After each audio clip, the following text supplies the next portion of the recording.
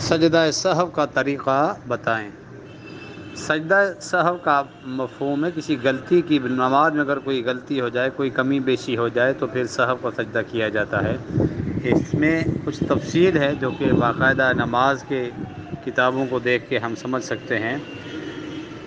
اگر کوئی غلطی ہو جائے، ایسی غلطی جس میں باقاعدہ کسی رکن کو نہ چھوڑا گیا ہو،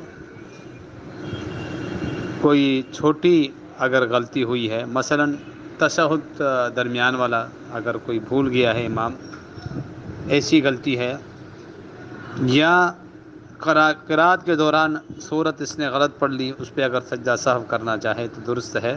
لیکن اگر رکوع یا سجدہ وغیرہ رہ جائے، رکن رہ جائے، تو ایسے معاملات میں سجدہ سہو نہیں ہوتا، بلکہ وہ رکعت دہرانی پڑتی ہے، یا سورہ فاتحہ نہیں پڑھی۔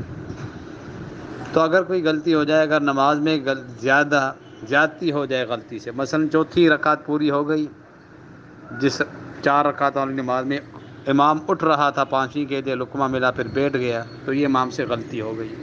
اس سہو کے لیے کیا ہے، کیونکہ زیادتی ہوئی ہے، سلام پھیرنے کے بعد پھر فوراً سجدے میں چلا جائے، سہو کے 2 سجدے کرے اور پھر سلام پھیرے۔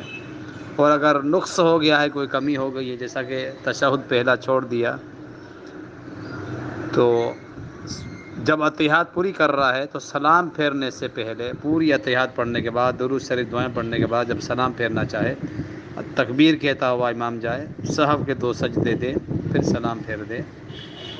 تو یعنی کچھ صورتوں میں سجدہ سہو کے دونوں سجدے سلام پھیرنے کے بعد ہیں، اور کچھ صورتوں میں سلام پھیرنے سے پہلے ہیں۔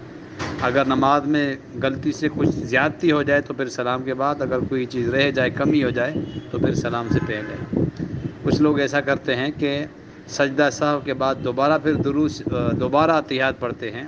یہ صحیح سند کے ساتھ اس چیز کا قطعاً ثبوت نہیں ہے، بلکہ سہو کے دونوں سجدوں کے بعد فوراً سلام پھیر دینا ہے۔ یہی ہمیں صحیح احادیث سے نبی علیہ الصلوۃ والسلام کا طریقہ ملتا ہے۔ السلام علیکم ورحمۃ اللہ وبرکاتہ۔